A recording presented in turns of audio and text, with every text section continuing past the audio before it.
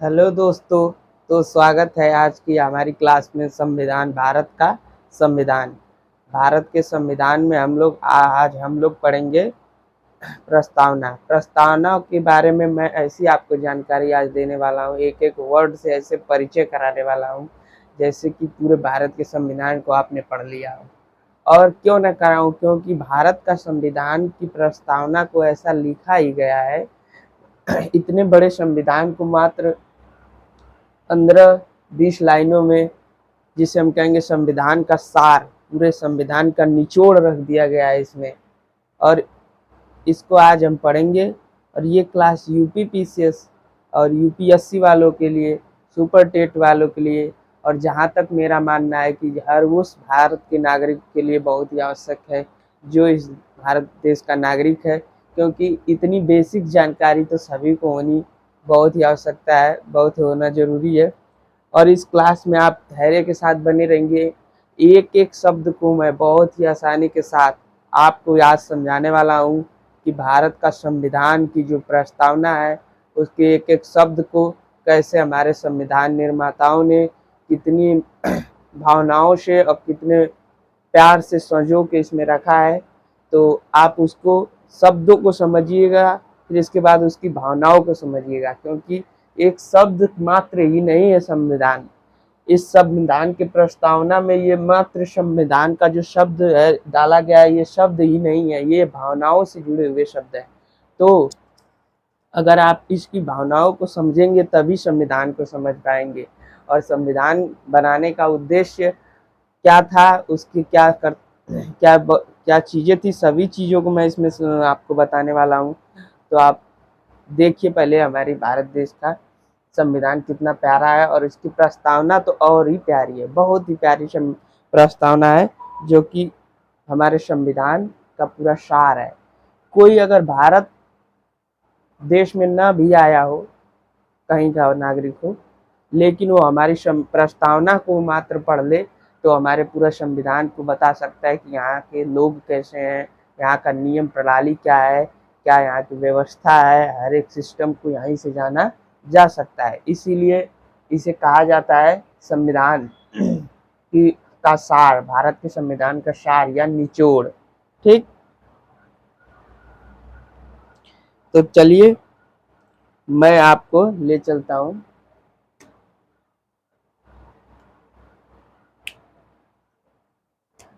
ये पूरे, अब मैं ऐसे कर दे रहा हूँ।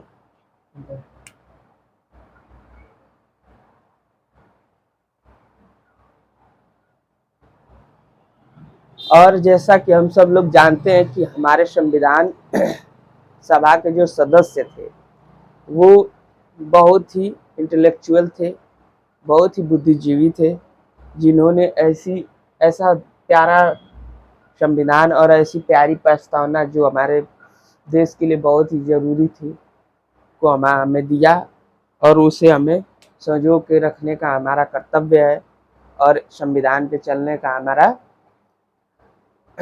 सबसे बड़ी उपलब्धि है। क्यों ना हो, क्योंकि हम 200 साल अंग्रेजों की गुलामी और उसके पहले राजतंत्र था जिससे हम लोग त्रस्त आ चुके थे।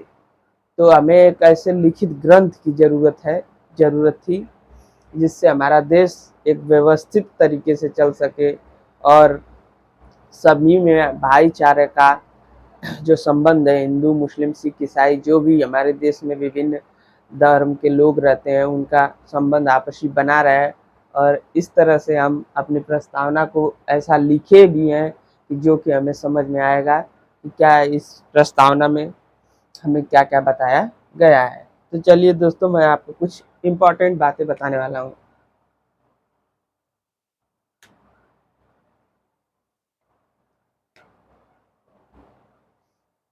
हमारे प्रस्तावना में 22 भागों का निचोड़ निकाल करके 15 से 20 लाइनों में हमारे संविधान निर्माताओं ने लिख के इस प्रस्तावना में डाल दिया है। और जैसा कि मैंने बताया कि भारत अगर कोई व्यक्ति नहीं भी आया हो तो हमारी प्रस्तावना को बस पढ़ ले तो उसे भारत के बारे में एक मोटा मोटी आइडिया लग जाएगा। तो हमारी प्रस्तावना इतनी खूबसूरत है और संविधान भी हमारा बहुत ही खूबसूरत है। और प्रस्तावना की तो बात ही कुछ और है। 15-20 शब्द और 10-12 लाइन से ही हमारी प्रस्तावना को इतना सुनियोजित कर दिया गया है, और इसके एक एक शब्द में कितने बड़े बड़े मतलब और अर्थ छुपे हुए हैं, वो सारी चीजें मैं आपको बताऊंगा। तो सबसे पहले हम बात करेंगे उद्देश्य, उद्देश्य नहीं, उद्भव, उद्भव या उत्पत्ति। प्रस्तावना इसकी ये अस्तित्व में कैसे आया? 13 दिसंबर 1946 को पंडित जवाहरलाल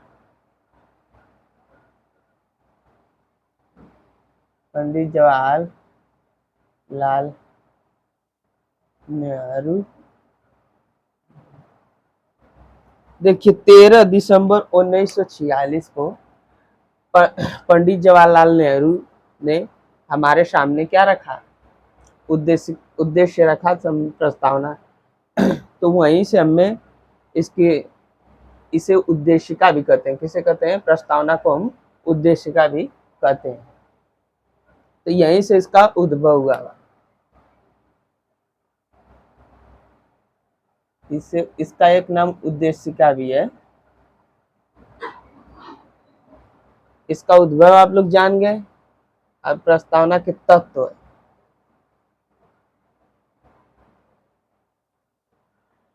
क्योंकि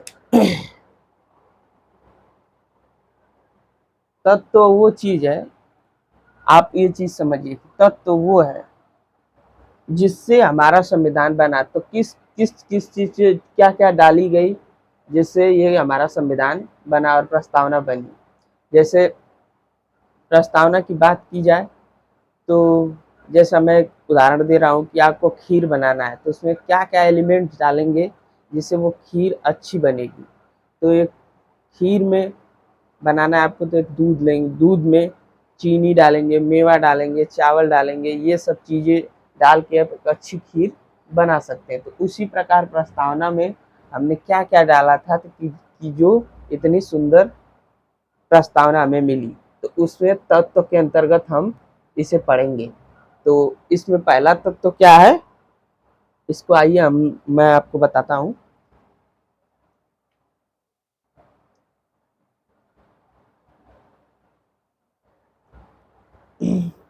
संविधान को अधिकार देने का स्रोत।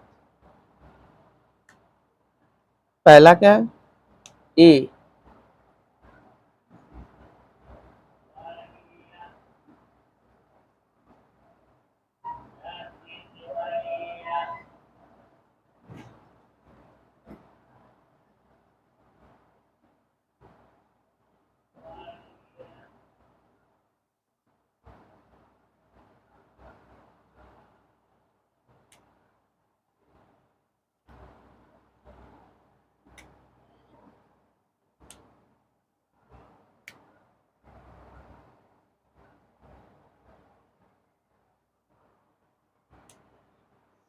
तो तत्व है जो जो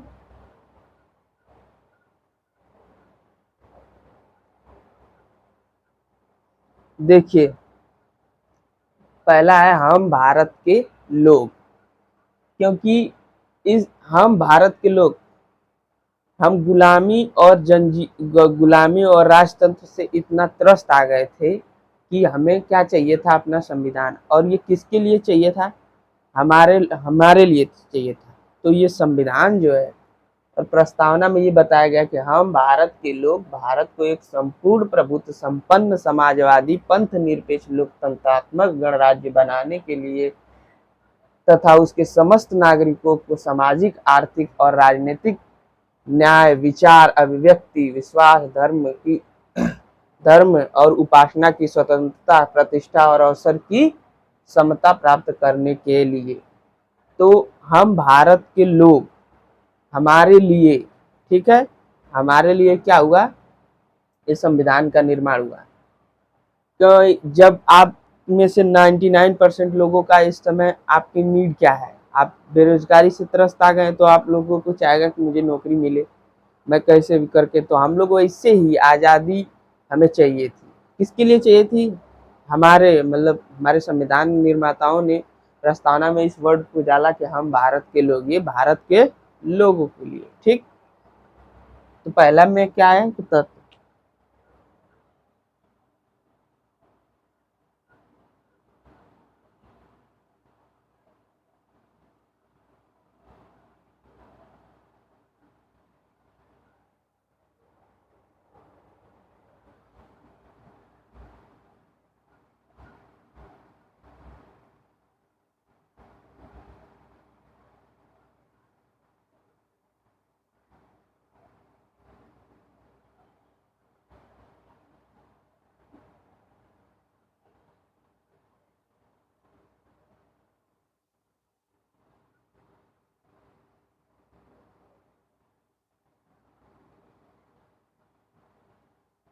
देखिए, पहला तत्व में संविधान को संविधान को अधिकार देने का स्रोत, तो वह कौन सा स्रोत है जो हमें अधिकार देता है?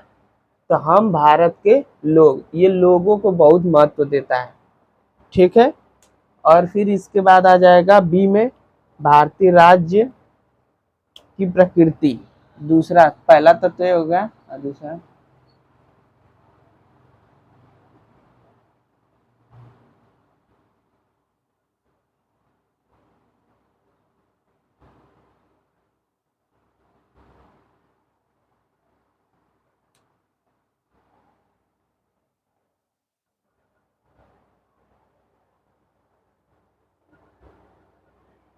देखिए अब प्रकृति कैसी होगी। किसी भी देश का नेचर जानना है, जैसे हमें अपने भारत देश का नेचर जानना है, इसकी प्रकृति क्या हो गया इसका, तो भारत को एक संपूर्ण प्रभुत्व संपन्न समाजवादी पंथ निरपेक्ष लोकतंत्रात्मक गणराज्य बनाने के लिए, ठीक है, तो यहाँ पे 1 2 3 4, ठीक, संपूर्ण प्रभुत्व का मतलब हम लोग समझेंगे, ये प्रकृति है इसकी। ठीक है, तो यहाँ पे मैं इसको मिटा रहा हूँ। उद्भव आप लोग जाने, उद्भव पंडित जवाहरलाल नेहरू ने उद्देश्य का प्रस्ताव, जिसे हम उद्देशिका भी कहते हैं, उद्देश्य था, इसीलिए प्रस्तावना को हम उद्देशिका भी कहते हैं। और फिर इसकी तत्व में पहला था हम भारत के लोग, और दूसरे तत्व में आ जाएगा इसका नेचर, प्रकृति। तो नेचर के अंतर्गत हम इसे जानेंगे संपूर्ण प्रभुत्व, संपूर्ण प्रभुत्व संपन्न,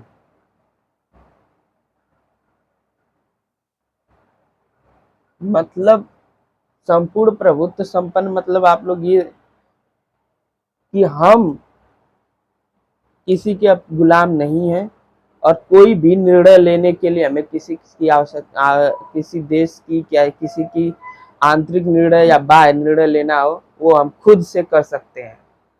तो संपूर्ण प्रभुत्व, सारी शक्ति किसमें? हमारे अंदर निहित है। प्रस्तावना में बताया भारत को एक संपूर्ण प्रभुत्व, तो यहाँ पे संपूर्ण प्रभुत्व का मतलब ये है। और फिर आती है समाजवादी, समाजवादी, तो 200 सालों की गुलामी से हम लोग आज़ादी पाए, उसके पहले राजतंत्र चल रहा था। तो हम लोगों के बीच यहाँ पे हम भारत के लोगों को सबसे ज़्यादा महत्व देना हमारे सबसे ज़्यादा खूबसूरती है। भारत को एक संपूर्ण प्रभुत्व संपन्न, मतलब भारत के नागरिकों को ही यह संविधान बनाया गया है। तो उस गुलामी से, उस मोनार्की राजतंत्र से हमें आज़ादी मिलने के बाद जब संविधान की प्रस्तावना बनाई जा रही थी, तो उस समय पहला शब्द जोड़ा गया है हम भारत के लोग, जो कि बहुत ही खूबसूरत शब्द है। और यहाँ पे इस प्रस्तावना के एंड आते आते थे यह महसूस होगा कि हम भारत के लोगों की क्या ताकत है। तो पहला सोर्स है जो है पहला एलिमेंट है संविधान को अधिकार देने का स्रोत है। हम भारत के लोग, पहला मैं बताया आपको, हम भारत के नागरिक, ठीक है। और दूसरा दूसरा जो तो इसका प्रकृति है, जिसकी हम क्या, भारत, भारतीय राज्य की प्रकृति। तो भारतीय राज्य की प्रकृति, इसका नेचर, मतलब ये कैसा है नेचर इसका, हमारे देश का नेचर कैसा है, ठीक है, इससे हमारा प्रकृति।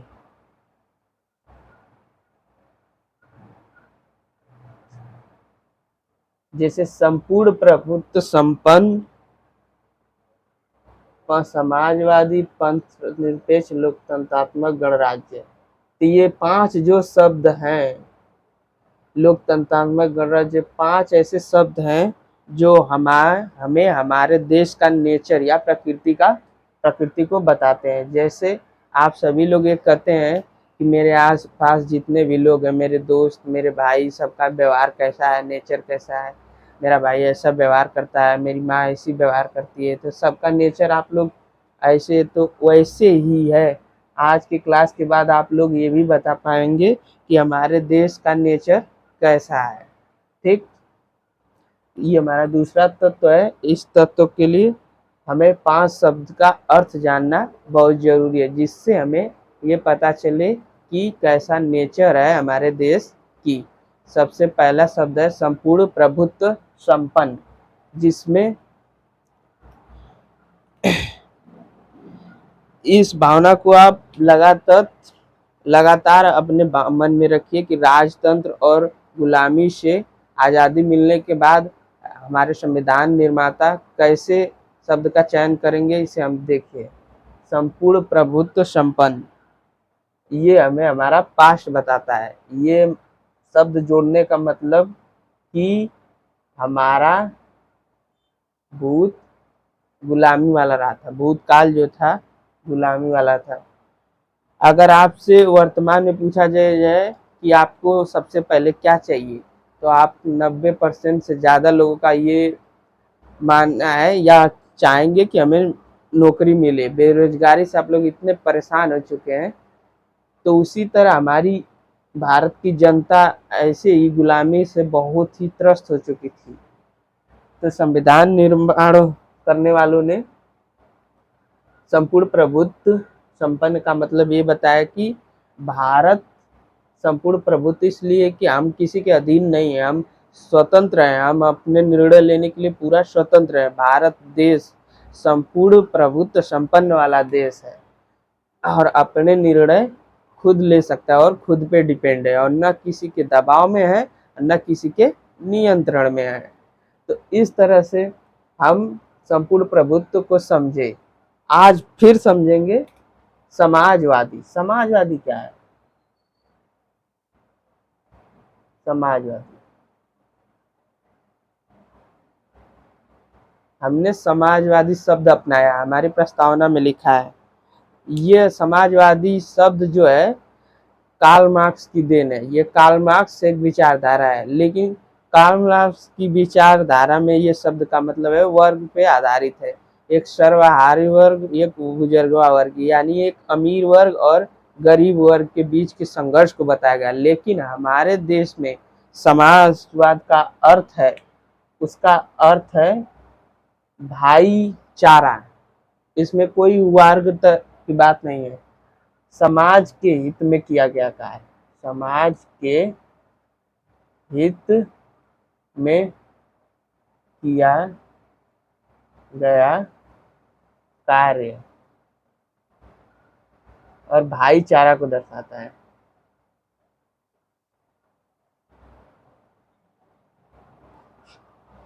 जो एक बात यहाँ पे ध्यान रखने वाली है कि जो समाजवादी शब्द था, ये हमारे मूल प्रस्तावना में इसका वो नहीं था, ठीक है। तो ये 42वें संविधान संशोधन के समय इसको जोड़ा गया, ठीक है।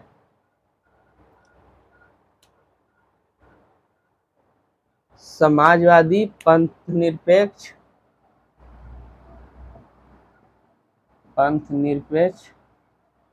देखिए, समाजवादी, पंथ निरपेक्ष और अखंडता, ये 3 शब्दों को 42वें संविधान संशोधन 1976 में जोड़ा गया। ठीक है, 42वें संविधान संशोधन, तो पहला संविधान संशोधन हुआ। तो पहले बेरूबारी वाला मामला आया 1960 में, जिसमें न्यायालय ने कहा कि प्रस्तावना जो है संविधान का भाग नहीं है। लेकिन 1973 के केशवानंद भारती मामले में न्यायालय ने फिर निर्णय दिया कि प्रस्तावना हमारे संविधान का भाग है, बहुत मुख्य भाग है, और इसमें संशोधन भी किया जा सकता है। ठीक उसी तरह से संशोधन किया जैसे कि बाकी के संविधान में किया जा सकता है।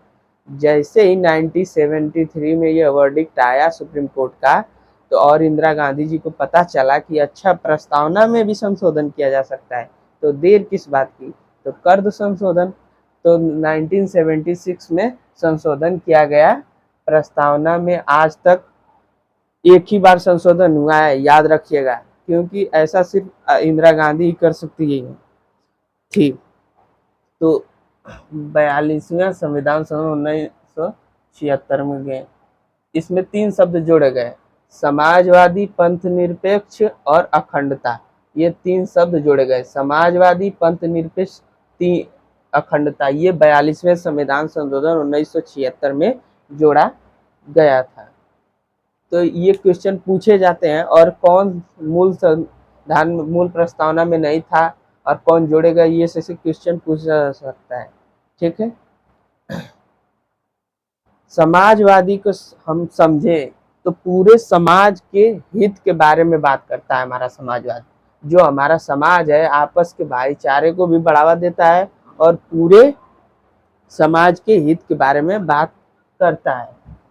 इसके बाद हम बात करेंगे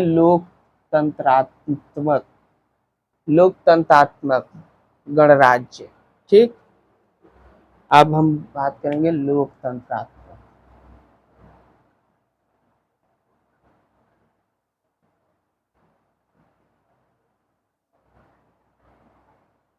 लोकतंत्रात्मक क्या कहता है, आप लोग समझिएगा।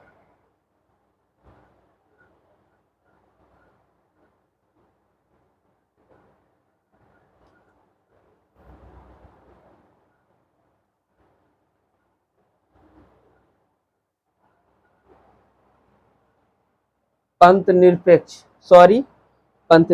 पहला है, पंथ, इसके बाद समाजवाद के बाद पंथ निरपेक्ष। पंथ निरपेक्ष का मतलब होता है, हमारे संविधान निर्माताओं ने इसको पॉजिटिव वे में लिया है, दो नेगेटिव वे में मत लिया है, नहीं लिया है। धर्मनिरपेक्ष और पंथ निरपेक्ष दोनों अलग अलग चीजें। तो यहाँ पे पंथ निरपेक्ष की बात की गई है, क्योंकि धर्मनिरपेक्ष बहुत ही संकीर्ण एरिया है और पंथ निरपेक्ष का एरिया बहुत ही बड़ा एरिया है। पंथ निरपेक्ष का मतलब है कि हमारे धर्म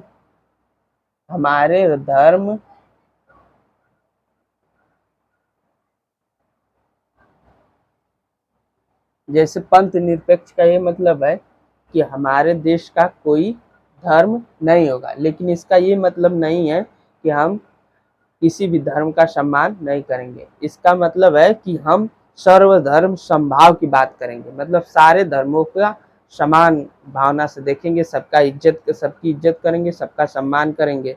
ठीक, सबको सुरक्षा प्रदान करेंगे। हमारे राज्य का कोई धर्म नहीं हो, हमारा राज्य मतलब हमारा देश।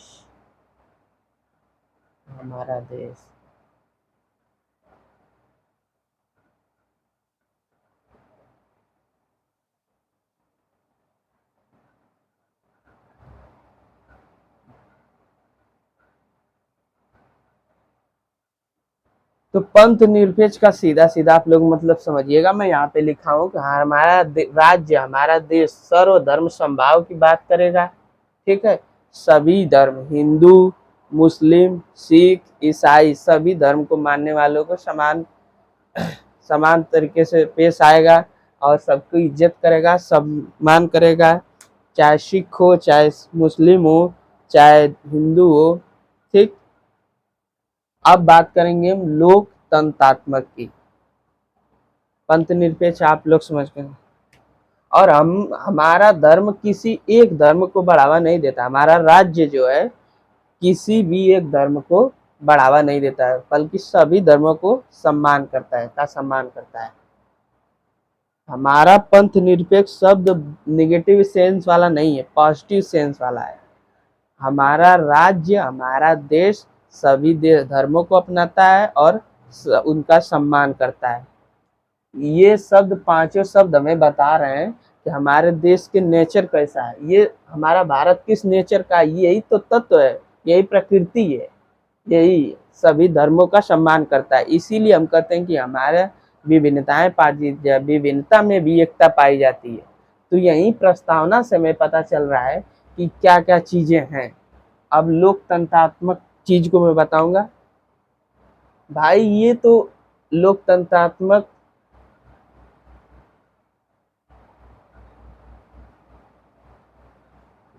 ये इब्राहिम लिंकन की वो लाइन सबसे ज्यादा प्यारी है कि जनता का, जनता के द्वारा जनता के लिए किया गया शासन ही लोकतंत्र है। हमारे यहाँ भी जनता का ही शासन है, लोगों के द्वारा सरकार चुनी जाती है। तो हमारा भारत देश क्या है, लोकतंत्र यानी डेमोक्रेसी को अपनाया है। अब अगला शब्द है गणराज्य। गणराज्य, लोकतंत्र बताने के बाद भी गणराज्य, रिपब्लिक लिख जोड़ा गया है, क्योंकि इसको जोड़ना क्यों उचित समझा गया, क्योंकि संविधान निर्माता इसको जोड़ना इसलिए उचित समझते थे क्योंकि लोकतंत्रात्मक से दिक्कत हो जाती, लेकिन गणराज्य जो है जोड़ने से कोई दुविधा न रह जाए, इसलिए इसको यहाँ जोड़ना बहुत जरूरी समझा। लो तो गणराज्य मतलब क्या है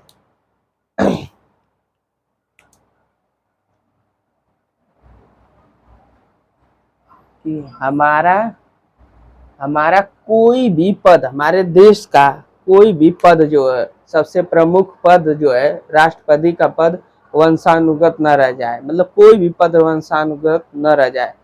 तो इस बात को क्लियर करने के लिए पैरेलल में राजशाही ना चलती रहे, डेमोक्रेसी और राजशाही ऐसा हमारे देश में नहीं है। हमारे देश में लोकतंत्रात्मक गणराज्य भारत है, जो भारत में जनता का शासन है।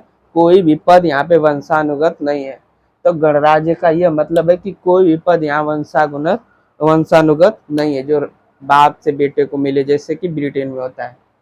तो इस 5 शब्दों से हमें ये पता चला कि भारत का नेचर कैसी है, कैसा है, प्रकृति कैसी है। अब तीसरे तत्व की बात करेंगे।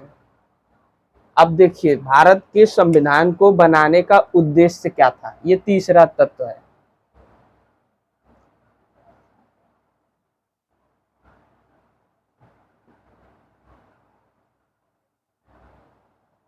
ठीक,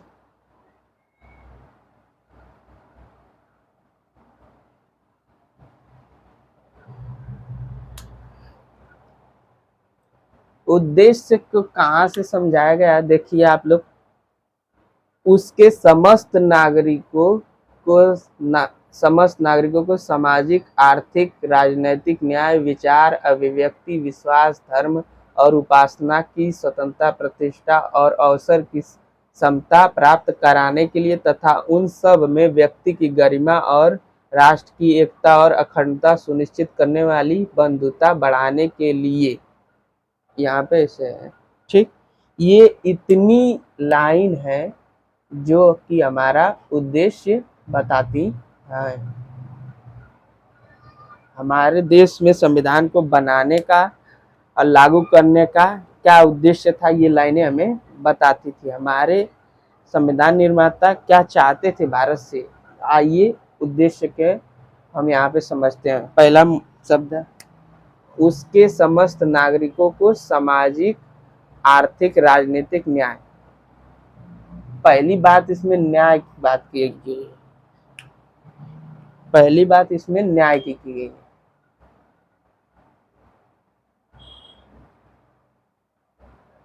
न्याय, स्वतंत्रता, न्याय, स्वतंत्रता और समता।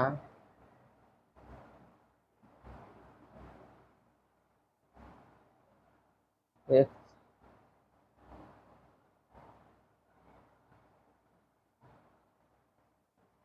ठीक, आप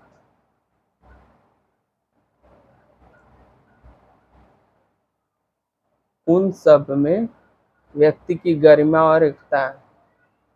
चौथा है बंधुता। न्याय, स्वतंत्रता, समता, बद्धता अगर दे दिया जाए किसी क्वेश्चन में तो ये प्रस्तावना के उद्देश्य को प्रस्तुत करता है। ये सब हमारे संविधान का पर्पज है। ठीक है, पहला सामाजिक, आर्थिक और राजनीतिक न्याय। पहला है, देखिए, सामाजिक, आर्थिक, राजनीतिक। देखिए, हम लोग न्याय तीन तरीके के चाहते हैं और इस तीनों को हम इसी सीक्वेंस में याद करेंगे। पहले सामाजिक न्याय, फिर आर्थिक न्याय, फिर इसके बाद राजनीतिक न्याय। सामाजिक न्याय जोड़ने के पीछे ये उद्देश्य था कि हमारे समाज के सभी लोगों को बराबरी का दर्जा मिल सके, क्योंकि जब तक संविधान नहीं बना था, संविधान लागू नहीं हुआ था, तो जब हम ब्रिटेन के गुलाम थे तो उस समय भारत के सभी लोगों को समानता का दर्जा नहीं था, हर व्यक्ति को बराबर नहीं समझा सकता और वोट देने का अधिकार भी सभी को नहीं था। तो सोचिए, इसीलिए सबसे पहले हमें क्या, सामाजिक न्याय की बात की गई है। सभी लोगों को बराबर समझा गया, चाहे वो SC ST से बिलोंग करते हो, चाहे वो उच्च स्वर्ण जाति से बिलोंग करते, सबको समान समझा जाएगा। तो सबसे पहले सामाजिक न्याय की बात की गई है। दूसरा है आर्थिक न्याय। आर्थिक न्याय कैसे होगा, इसमें हम लोग राजतंत्र में जो था, पहले अर्थव्यवस्था का मामला था, सिर्फ राजा का राजकोष भरा रहता था, तो प्रजा को कोई अधिकार नहीं था। तो यहाँ हम चाहते हैं, इस समय चाहते हैं कि हमें आर्थिक न्याय मिले। ये तीनों शब्द किस में दिए गए, डीपीएसपी में दिया गया। आर्टिकल 38, राज्य का ये कर्तव्य है कि वो, देखिए, राज्य का यह कर्तव्य है कि वो सामाजिक आर्थिक न्याय को प्रस्तावना के अलावा संविधान में कहाँ लिखा गया है, तो आर्टिकल 38 में यही बात लिखी गई है। ठीक है, आर्थिक न्याय क्या है, ये 39 ये कहता है, 39 आर्टिकल 39,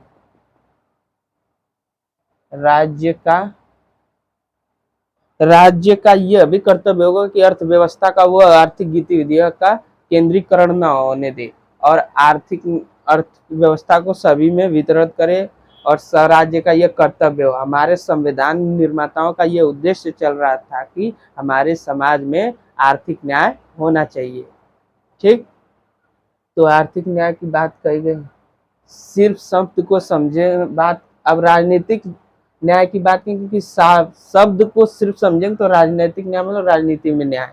राजनीतिक न्याय का मतलब होता है प्रत्येक व्यक्ति को वोट देने का अधिकार, क्योंकि आप देखिए कि भारत में 18 साल से ऊपर का कोई भी व्यक्ति किसी भी जाति वर्ग का हो, उसको सभी को वोट देने का अधिकार है। इवन जेंडर का भी यहाँ पे सबको जेंडर इक्वलिटी भी है, सभी भी महिलाओं को सबको भी ये राजनीतिक न्याय है, सबको वोट देने का है। अगर इसे हम थोड़ा और ब्रॉड में समझें तो देखिए, जिस वर्ग का प्रतिनिधित्व राजनीति में नहीं है या बहुत कम है, उसे आगे लाने के लिए आरक्षण की सुविधा की गई। इसीलिए पंचायतों के जो चुनाव होते हैं उनमें 33% आरक्षण का प्रावधान किया गया है महिलाओं के लिए, और यही आरक्षण लोकसभा में भी 33% आरक्षण देने की बात कही गई है। लेकिन अभी हाल ही कुछ दिनों में इधर के, जिसमें आप देखेंगे कि महिलाओं को लोकसभा में 33% आरक्षण देने की बात की गई है, जिसपे अभी द्रौपदी मुर्मू जी द्वारा, जो हमारे भारत की राष्ट्रपति हैं, उनके द्वारा अभी सिग्नेचर भी आज हो गया है। तो उसे परिसीमन या जनगणना के बाद से भी प्रभाव में लाया जाएगा, ऐसा हो रहा है। तो इस तरह से हमें क्यों ये सब सारी सुविधा मिल रही है, क्योंकि हमारे देश का संविधान ही ऐसा लिखा गया है, ऐसा बनाया गया है, जिससे कि हमें बहुत ही अच्छी अच्छी चीज़ें और इसमें सुधार करने की ज़रूरत जब कभी कभी संशोधन की पड़ती है तो हम लोग करते हैं।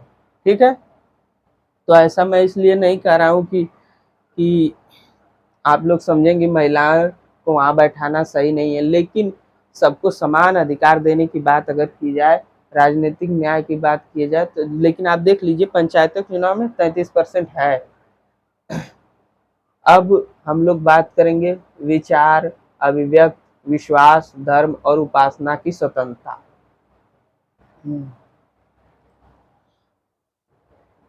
न्याय, अब न्याय मतलब देखिए, न्याय की बात हो रही थी। न्याय, न्याय देने का सीधा सीधा मतलब यही होता है, कोई भी वर्ग अगर जाति पिछड़ गई है तो उसे उस रेस की दौड़ की लाइन में लाने तक के लिए आरक्षण की सुविधा भी की जाए, तभी तो न्याय स्थापित होगा।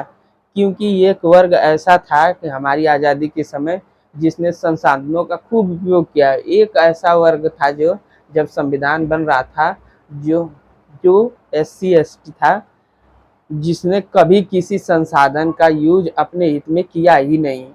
तो न्याय देने के लिए हमें क्या करना पड़ेगा, आरक्षण जैसी सुविधा करनी पड़ेगी, क्योंकि ताकि रेस की लाइन है जो वहाँ पे सभी लोग समान रूप से आकर खड़े हो सके। अदरवाइज तो रेस करने का कोई फायदा ही नहीं है, और उस दौड़ में वो जाति या वो वर्ग फिर से पिछड़ जाएंगे। तो न्याय चाहिए, न्याय देना है, ये उद्देश्य है। तो इसको ब्रॉड सेंस में हम लोग देखते हैं, आरक्षण जैसी व्यवस्था की गई है। शायद आप पहली बार प्रस्तावना को इतनी ब्रॉड सेंस में पढ़ रहे होंगे, अदरवाइज सिर्फ आप संतों के अर्थ तक ही इसमें सीमित रखते हैं। चलिए अब हम बात करते हैं न्याय की बात। अब दूसरा उद्देश्य है स्वतंत्रता, विचार, अभिव्यक्ति, विश्वास, धर्म और उपासना की स्वतंत्रता। अगर आपसे पूछा जाए हमारे प्रस्तावना में स्वतंत्रता के कौन से शब्द हैं, तो आपको इसी सब सीक्वेंस में याद रखना है, विचार, अभिव्यक्ति, विश्वास, धर्म और उपासना की स्वतंत्रता।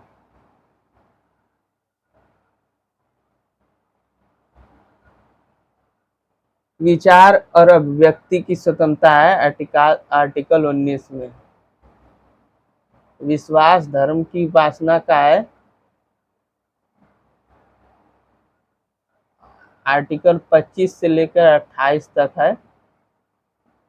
ये भी हमारे क्या है, मूल अधिकार है। धार्मिक स्वतंत्रता का अधिकार 4 आर्टिकल हमने देखे, 4, 25, 26, 27, 28। अब इनको कैसे याद रखा जा सकता है, हमारे धार्मिक स्वतंत्रता में 4 अनुच्छेद दिए गए हैं मूल अधिकार में। जैसे सबसे बेस्ट वे है इसको याद रखना, हमारे 4 मेजर रिलीजन है, हिंदू, मुस्लिम, सिख, ईसाई। हिंदू, मुस्लिम, सिख, ईसाई, हम आपस में भाई भाई। ठीक है, तो 4 बड़े धर्म हमने यहाँ पे हमने देखा। तो उसी तरह 25 से लेकर धार्मिक स्वतंत्रता की बात की जाए, 25 से लेकर 28 तक, 25, 26, 27 और 28, ये बात हमारी प्रस्तावना में भी लिखी गई है कि विश्वास, धर्म और उपासना की स्वतंत्रता ये हमारा मूल अधिकार भी है। अगर लिंक करके भी पूछा जाए वो कौन से अधिकार हैं जो प्रस्तावना में भी लिखित है और मूल अधिकार में भी है, तो आपको ये सब सारे ध्यान रखने हैं। अब इसके बाद देखिए प्रतिष्ठा और अवसर की समता, समता या समानता की बात आ गई यहाँ पे। समता या समानता, यहाँ पे बात करेंगे हम इक्वलिटी, स्टेटस और अपॉर्चुनिटी की बात, आर्टिकल 14 से लेके 18 तक। यहाँ पे मूल अधिकारों में समानता की बात की गई है।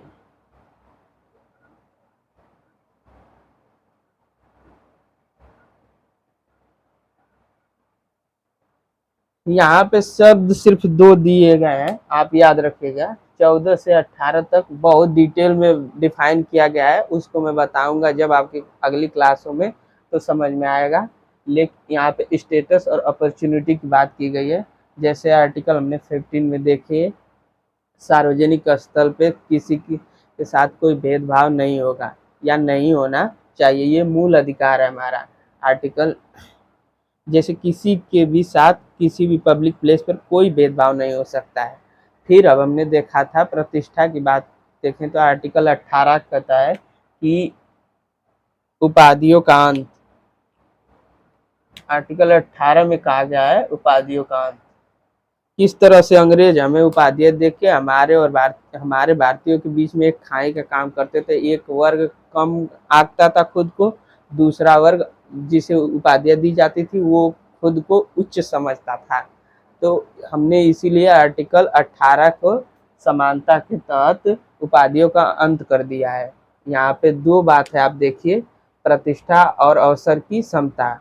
हमारे भारत का यह उद्देश्य है कि हमारे यहाँ के सभी व्यक्तियों को, सभी को स्टेटस समानता होनी चाहिए, यहाँ पे कोई भेदभाव नहीं होने चाहिए। अब आप अगला देखिएगा, प्राप्त कराने के लिए उन सब में व्यक्ति की गरिमा। आर्टिकल 21, ये बहुत इंपॉर्टेंट है। आर्टिकल 21, गरिमा मतलब डिग्निटी, ये हमारा मूल अधिकार है कि कोई भी व्यक्ति अपने व्यक्ति की गरिमा, राष्ट्र की एकता और अखंडता सुनिश्चित करने वाली बंधुता। व्यक्ति को, नागरिक को यह अधिकार है कि अपनी लाइफ डिग्निटी के साथ जिए। इसके साथ ही राष्ट्र की एकता और अखंडता को सुनिश्चित करने वाली बंधुता को बढ़ाने के लिए, अब यह बात देखिए आप, सारी चीजें राज्य ही नहीं निभाए, कोई जरूरी नहीं है कि सारे उद्देश्य राज्य ही प्राप्त करे।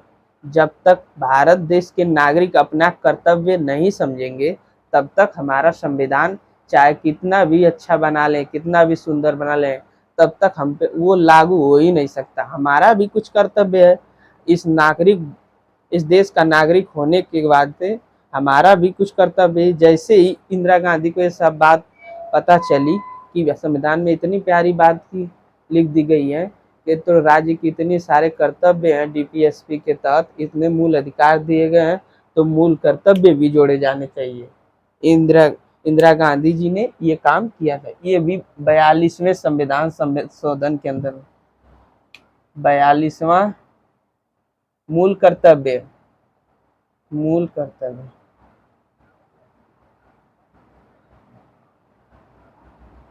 42वां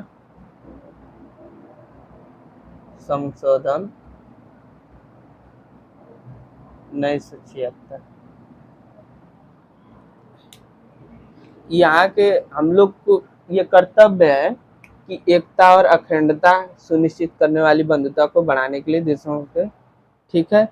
तो इंदिरा गांधी सरकार द्वारा 1976 में अखंडता शब्द को जोड़ा गया था।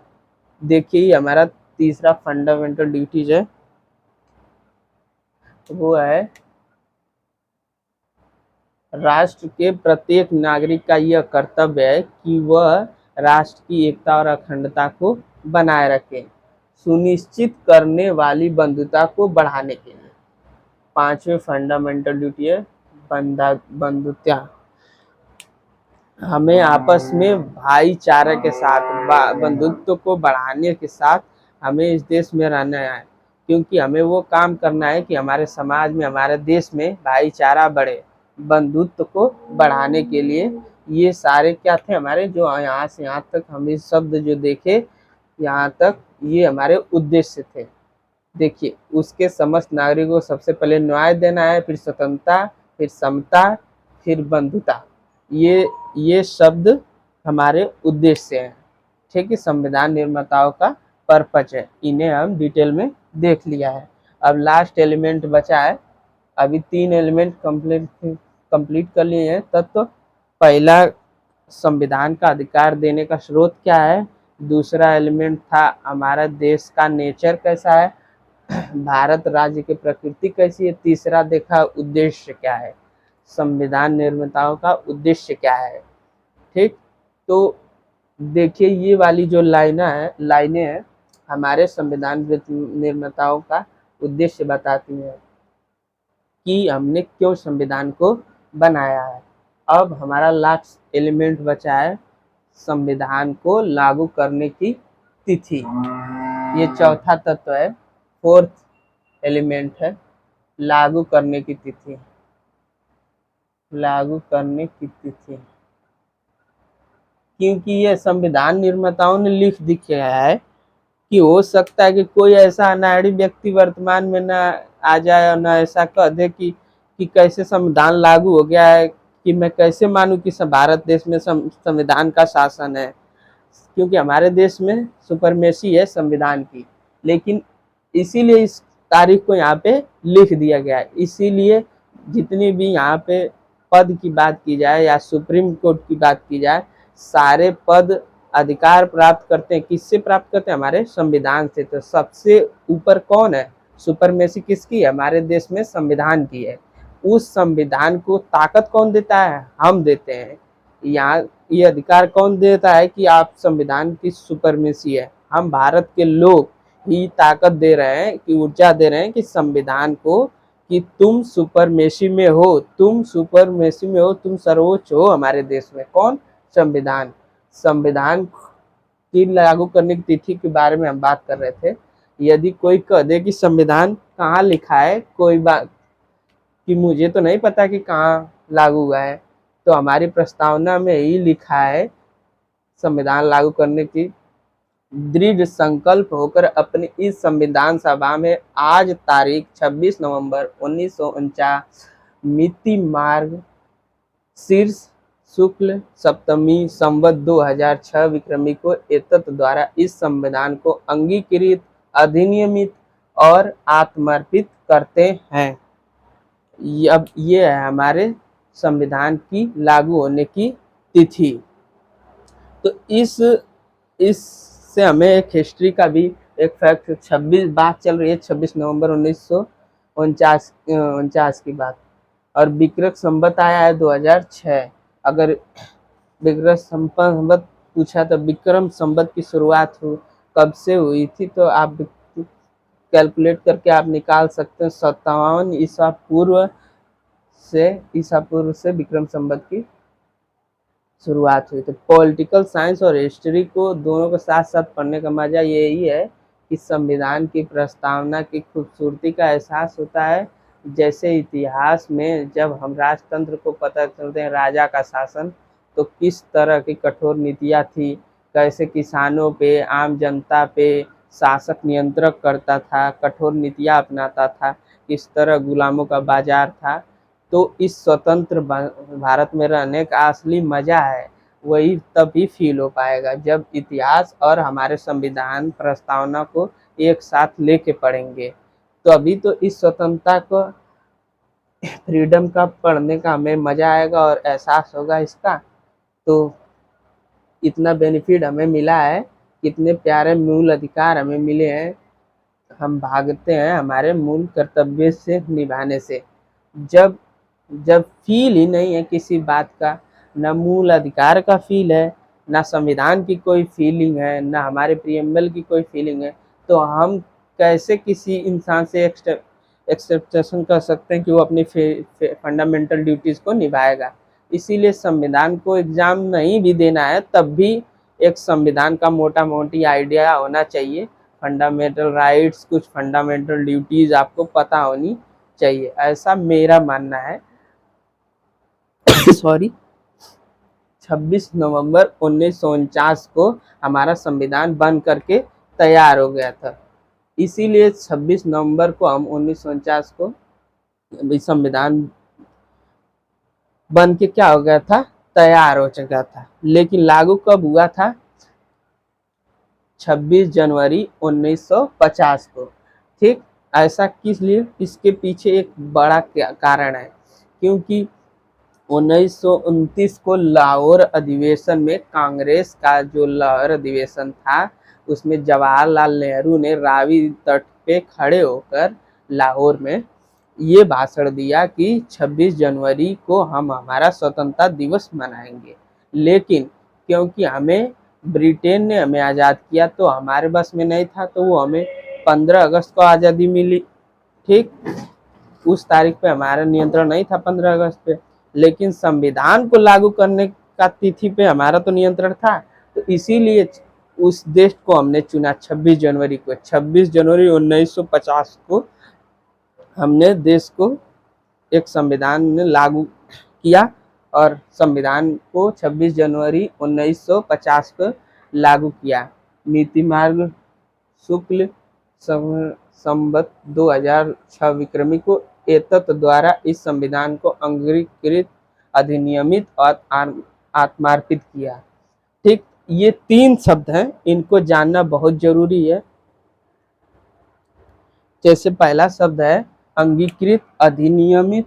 अंगीकृत, अधिनियमित, आत्मार्पित करते हैं। तो अंगीकृत मतलब क्या होता है? अडॉप्ट करना। अडॉप्ट मतलब समझ लें आप किसी बच्चे को गोद ले रहे हैं। जब मान लीजिए आप किसी बच्चे को गोद लेंगे तो उसे अपना लेंगे।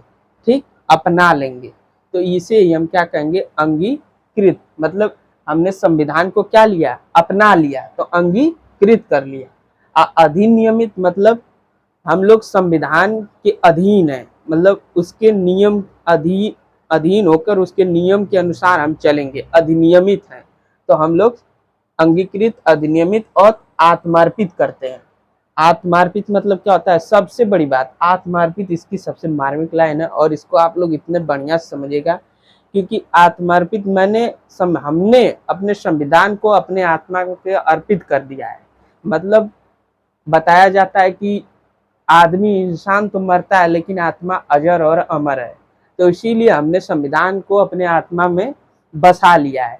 हम मर जाएं लेकिन ये संविधान जीवित रहे, तो इसीलिए इसे जीवित संविधान भी कहा जाता है। तो आत्मार्पित कर लिया, अपने आत्मा के अंदर समा लिया है। तो आत्मार्पित करने का मतलब यहाँ पे ये है। लेकिन एक तरह से हम देखें तो आत्मार्पित का अर्थ ये भी निकलेगा कि इस समय की संविधान जीवित संविधान इसलिए कि इसमें समय समय पर संशोधन होता रहता है, जिससे कि हमें ये पता चलता है कि हमारे संविधान में कुछ हो रहा है, कुछ नई चीज़ें हो रही हैं, और इस संशोधन से हमें जीवित होने का एहसास होता है। अगर जस का तस वैसा ही वैसा छोड़ दिया जाए तो वो एक मृत संविधान के रूप में आएगा। तो लेकिन आप हम लोग पढ़े प्रस्तावना के एक एक चीज़ों को मैं जहाँ तक आपको समझाया हूँ, एक एक शब्द को समझाने का बहुत ही प्रयास किया हूँ, और आप लोग समझ गए होंगे। और ये क्लास उन्हीं लोगों के लिए नहीं है जो यूपीएससी सिविल की तैयारी कर रहे हैं, ये क्लास सबके लिए है, क्योंकि इतना सबको बेसिक नॉलेज होना चाहिए भारत का नागरिक होने के कारण, अपने संविधान को, हमारी प्रस्तावना को जानने का। अब कुछ क्वेश्चन जो यूपी पीसीएस आर में या यूपीएससी में आईएएस में पूछे जाते हैं, जिसमें बच्चे गलत करके क्वेश्चन आ जाता है। बच्चों को ये क्वेश्चन गलत करना, जैसे प्रस्तावना को संविधान की आत्मा किसने कहा है, तो कोई डॉक्टर बी.आर. अम्बेडकर मार्जिन के आ जाते हैं क्वेश्चन। तो लेकिन ऐसा नहीं है, संविधान प्रस्तावना को संविधान की आत्मा ठाकुर दास भार्गव ने कहा है। किसने? ठाकुर दास भार्गव ने। और बाबा साहब ने क्या कहा था? Doctor B R. अम्बेडकर ने मूल अधिकारों को संविधान की आत्मा किसने कही थी? डॉक्टर अम्बेडकर ने, डॉक्टर बी.आर. अम्बेडकर ने, क्योंकि मूल अधिकारों को संविधान की आत्मा डॉक्टर बी.आर. अम्बेडकर ने कहा था। ठीक, अब प्रस्तावना को पहचान पत्र किसने कहा था? N.A. पालकीवाला ने। कौन? N.A. पालकीवाला। और प्रस्तावना को संविधान की जन्म कुंडली किसने की थी, कहा था? K.M. मुंशीलाल, मतलब कन्हैया लाल माणिक लाल मुंशी। कन्हैया लाल माणिक लाल मुंशी, इन्होंने क्या कहा था कि प्रस्तावना को संविधान की जन्म कुंडली कहा था। ठीक, और प्रस्तावना को संविधान की आत्मा किसने कहा था? ठाकुरदास भार्गव ने। किसने? ठाकुरदास भार्गव ने। अब मूल अधिकार को आत्मा किसने कहा था संविधान का? किसने कहा था? Doctor B R. अम्बेडकर ने। तो इस तरह से ये क्वेश्चन आ जाते हैं, तो आप लोग उसको समझ लीजिएगा। तो बहुत ही बहुत धन्यवाद दोस्तों। आपको संविधान की मेरी क्लास में पहली क्लास है, और मैंने आज प्रस्तावना को आपको बताया, और इसी तरह से मैं आपको बहुत ही इम्पॉर्टेंट के संविधान के बारे में बातें बताऊंगा। और कुछ क्लास जो है मैं कुछ दिन बाद से इसकी शुरू करने वाला हूँ। पहले प्रियम्बल को मैंने आज आप लोगों के सामने डिस्कस किया, तो ये क्लास ज़्यादा से ज़्यादा बच्चों के पास शेयर करें, जिससे कि प्रियम्बल से जो 2-4 क्वेश्चन आते हैं, आ ही जाते 1-2 क्वेश्चन। जो 42वां संविधान संशोधन है, मैंने इसमें जो बताया कौन से शब्द जोड़े गए, और ठीक है, और इसमें अधिनियमित का, आत्मार्पित का, अंगीकृत का, संपूर्ण प्रभुत्व, समाजवादी, पंथ निरपेक्ष, लोकतंत्र, गणराज्य, ये सब चीज़ों का अर्थ मैंने समझाया। तो आइए एक बार फिर से हम लोग संविधान की प्रस्तावना को पढ़ लेते हैं। हम भारत के लोग भारत को एक संपूर्ण प्रभुत्व, संपन्न, समाजवादी, पंथ निरपेक्ष, लोकतंत्रात्मक गणराज्य बनाने के लिए तथा उसके समस्त नागरिकों को सामाजिक, आर्थिक और राजनीतिक न्याय, विचार, अभिव्यक्ति, विश्वास, धर्म और उपासना की स्वतंत्रता, प्रतिष्ठा और अवसर की समता प्राप्त करने के लिए तथा उन सब में व्यक्ति की गरिमा और राष्ट्र की एकता और अखंडता सुनिश्चित करने वाली बंधुता बढ़ाने के लिए दृढ़ संकल्प होकर अपनी इस संविधान सभा में आज तारीख 26 नवंबर 1949 ईस्वी मिति मार्ग शीर्ष शुक्ल सप्तमी संवत 2006 विक्रमी को एतत् द्वारा इस संविधान को अंगीकृत, अधिनियमित और आत्मार्पित करते हैं। तो मैं सभी से यही कहूँगा कि कम से कम आप अपने प्रियम्बल को याद कर लीजिए, 1-2 बार लिख के याद करिए, लिख के समझिए, फिर जो भी समस्या हो आप कमेंट बॉक्स में पूछिएगा। और मिलते हैं आपको अगले वीडियो में, तब तक के लिए धन्यवाद दोस्तों। Thank you. आपका अपना संविधान।